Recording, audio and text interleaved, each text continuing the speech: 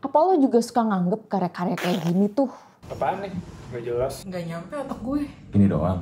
Gue mau buktiin kalau semua anggapan lo tentang seni abstrak itu nggak bener. Lo masih inget dong pas kerjaan lo dulu ngangong-ngangong depan laptop pas ngejer-ngejer dosen pembimbing zaman nyelesain skripsi? Kincana, teng, neng, neng, neng. Ada kan tuh halaman abstrak di skripsi lo. Abstrak yang itu artinya intisari dari skripsi lo. Seni abstrak juga sama, ngasih intisari dari sebuah makna yang mau disampaikan. Tapi bentuknya ya emang bener sih, nggak jelas gitu. Ya namanya juga abstrak kan. Keabstrakan seni ini berawal dari peralihan style seni dari yang awalnya harus banget mirip sama aslinya. Terus lama-lama gambar-gambarnya mulai ngayal tapi masih realistis. Sampai akhirnya sempat ada pelukis Prancis yang bilang gini, sebelum ada segala gambar kuda perang lah, orang-orang bugil, cerita-cerita mitos, macam-macam apapun itu, lukisan sebenarnya sesimpel bidang datar aja yang diisi sama warna-warna. Nah, lama-lama di zaman itu bermunculan karya seni abstrak yang approach-nya ngegambarin hal yang nggak berwujud. Kayak di eranya Robert Delaunay, Wassily Kandinsky, Kazimir Malevich, dan Vladimir Putin. Vladimir Tatlin maksud gue. Ampun Bang Putin. Walaupun emang di zaman itu gambar mereka dianggap aneh. Terus pas zaman Perang Dunia, pas orang makin gak ngerti sama kekeosan yang terjadi di hidupnya, mereka jadi mempertanyakan segala hal kan, termasuk seni itu sendiri. Yang termasuk seni itu sebenarnya kayak gimana sih? Mulailah perabstrakan ini makin di-approve jadi ekspresi yang mampu buat ngewakilin berbagai perasaan aneh itu. Bisa dibilang kegak-jelasan seni abstrak emang sengaja dilakuin. Tapi di balik itu ada berjuta rasa yang coba buat dikomunikasiin. Dan semua rasa itu gak jauh-jauh dari kegelisahan kita sebagai seorang manusia. Karena balik lagi sih, seniman-seniman ini kan kayak kita juga. Mereka tuh orang, ya makannya nasi, butuh pay letter. Kalau udah umur 25 tahun bingung juga mau ngasih apa ke orang tua.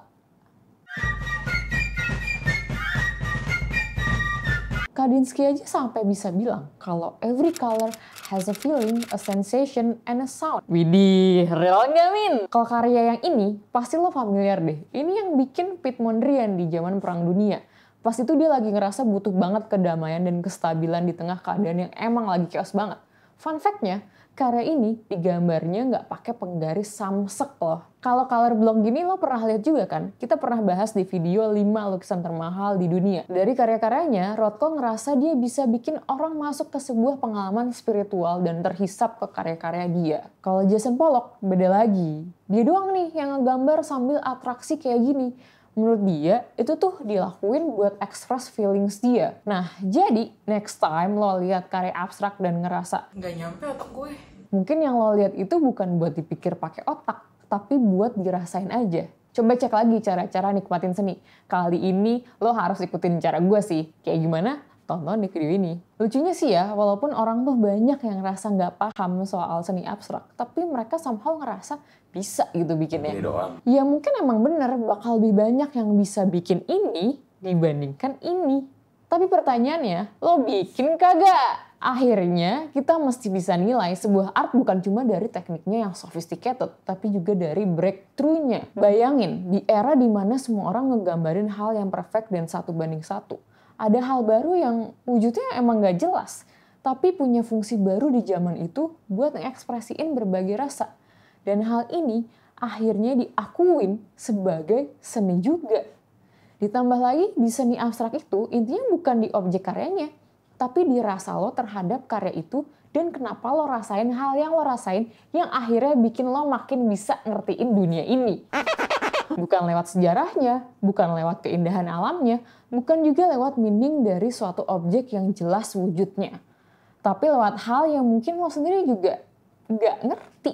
Bisa aja pas lihat karya abstrak tiba-tiba lo mendadak spiritual, terus tiba-tiba pengen healing ke Gunung Gede, tiba-tiba keinget mantan, tiba-tiba mempertanyakan eksistensi lo sebagai manusia. Kenapa gue harus ada di sini?